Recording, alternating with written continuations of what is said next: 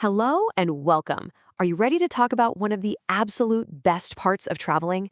Today, we're diving into sightseeing and all the essential English words you're going to need for your next trip. So let's get started. First up, a question just for you. Take a moment and really think about it. What is the most beautiful place you have ever visited? Was it maybe a busy city with towering buildings or a quiet mountain, maybe a sunny beach? Go ahead and hold that picture in your mind as we go through this. So, what does sightseeing actually mean? It's a word we hear all the time with travel. Let's break it down so we're all on the same page. At its heart, sightseeing is really the adventure part of your holiday. It's the simple act of visiting those interesting, famous, and must-see places whenever you're in a new town, a new city, or a new country. And what kind of places are we talking about here? Well, it could be pretty much anything. You might visit famous landmarks, like big towers and bridges, or important historic sites where major events happened. Maybe beautiful natural attractions like national parks, or even unique cultural locations that really show you the heart of a place. So why is sightseeing so popular? I mean, people love it for so many reasons. It's a fantastic way to learn about history and culture, to see just stunningly beautiful things, and of course, to take some amazing photos to remember your trip by. It's all about exploring, learning, and just enjoying a new place. Okay, so now that we know what it is, let's talk about how to do it. There are a ton of fantastic ways to explore a new place, and each one gives you a totally different experience.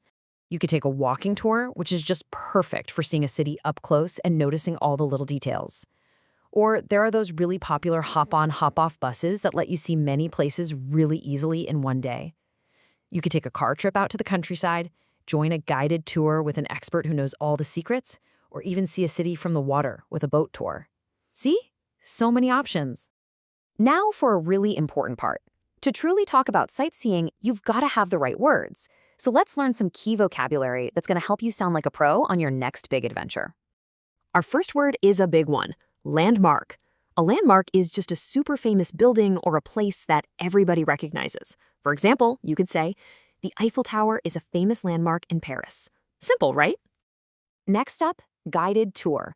This is when an expert guide shows you around and tells you all the interesting stories and history. For instance, we booked a guided tour of the Colosseum. How about this word, scenery? This one describes all the natural beauty of a place.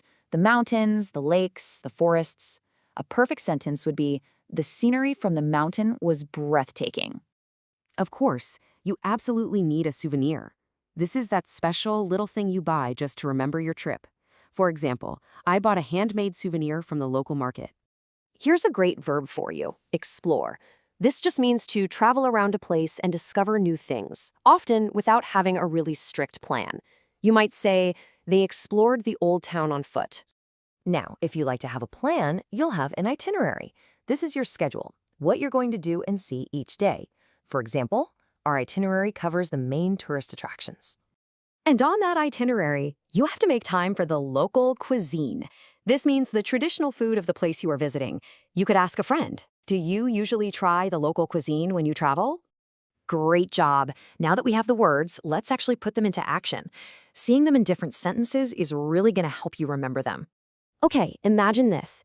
You're standing at the edge of a massive canyon.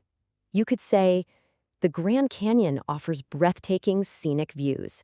Here, scenic views is very similar to scenery, and it just describes a beautiful, wide-open landscape. And here's another example. Maybe you're in a city like Rome or Athens. You might say, this city has so many historic sites to explore. This sentence perfectly connects our idea of exploring with visiting places that are really important to history. Okay, you've done a lot of listening. Now it's your turn to speak. I'm going to ask you some questions. Feel free to pause and try to answer out loud. Ready? Let's do this. First question.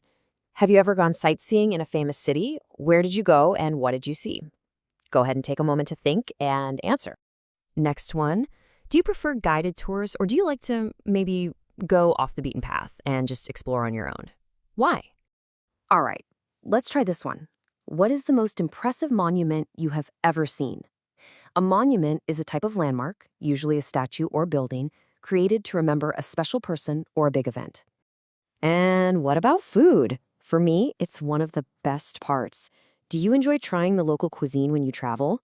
And for our final thought, what is your dream destination for sightseeing?